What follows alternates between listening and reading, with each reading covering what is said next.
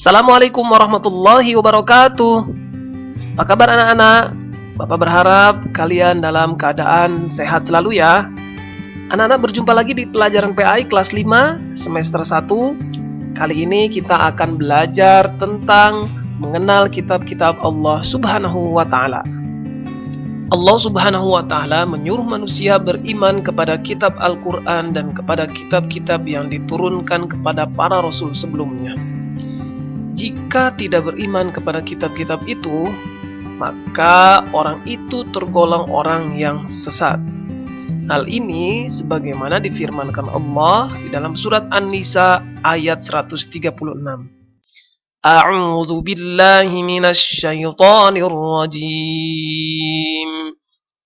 Bismillahirrahmanirrahim. Ya ayyuhalladzina amanu aminu billahi wa rasulihi wal kitabil ladzi nazzala ala rasulihi wal kitabil ladzi anzala min qabl. Wa man yakfur billahi wa malaikatihi wa kutubihi wa rusulihi wal yawmil akhir faqad dhalla dhalalan ba'ida. Wahai orang-orang yang beriman, tetaplah beriman kepada Allah Subhanahu wa Ta'ala dan Rasulnya Muhammad, dan kepada kitab Al-Quran yang diturunkan kepada Rasulnya, serta kitab yang diturunkan sebelumnya. Barang siapa ingkar kepada Allah Subhanahu wa Ta'ala, malaikat-malaikatnya, kitab-kitabnya, rasul-rasulnya, dan hari kemudian, maka sungguh orang itu telah tersesat sangat jauh. Anak-anakku sekalian, beriman kepada kitab-kitab Allah merupakan bagian dari rukun iman.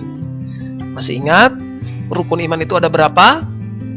Ya, betul. Rukun iman itu ada 6. Dan beriman kepada kitab Allah merupakan bagian dari rukun iman yang ke-10.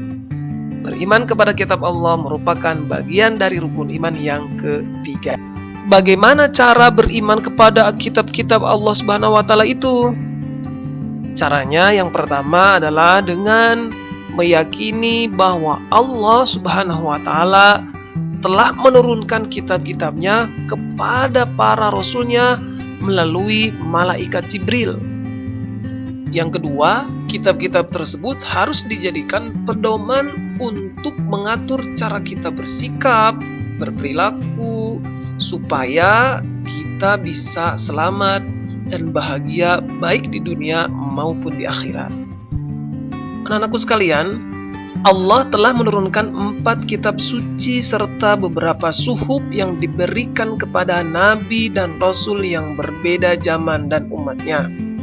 Semua kitab suci dan suhuf tersebut diturunkan oleh Allah kepada para nabi dan rasul untuk dijadikan sumber kebenaran dan petunjuk guna memperoleh keselamatan dan kebahagiaan di dunia dan akhirat.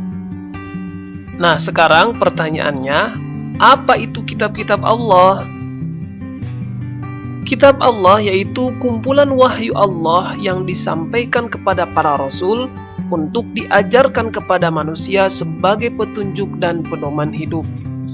Nah, sedangkan suhuf yaitu wahyu Allah yang disampaikan kepada para rasul tetapi masih berupa lembaran-lembaran yang terpisah.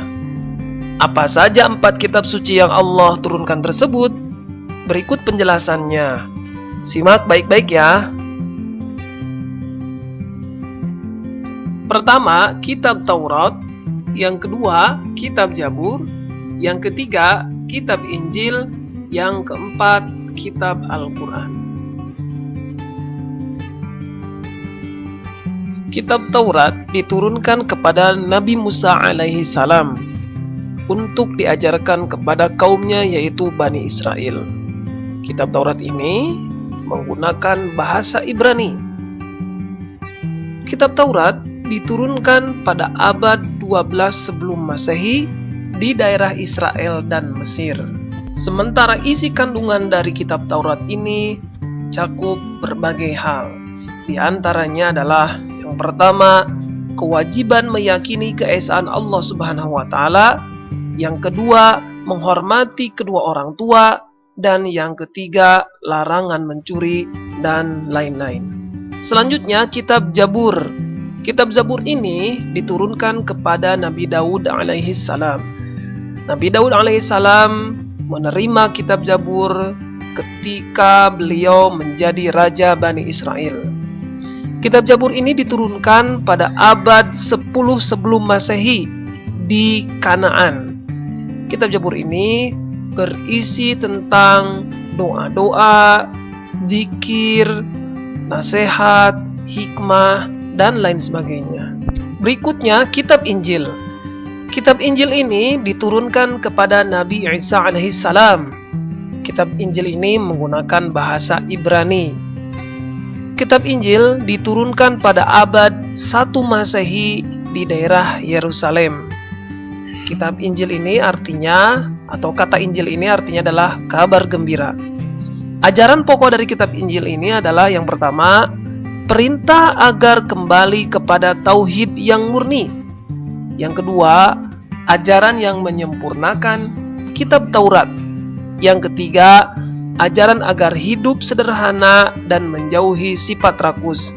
Dan yang selanjutnya adalah yang keempat, pembenaran terhadap kitab-kitab yang sebelumnya. Selanjutnya, kitab suci Al-Quran. Kitab suci Al-Quran ini diturunkan kepada Nabi Muhammad SAW.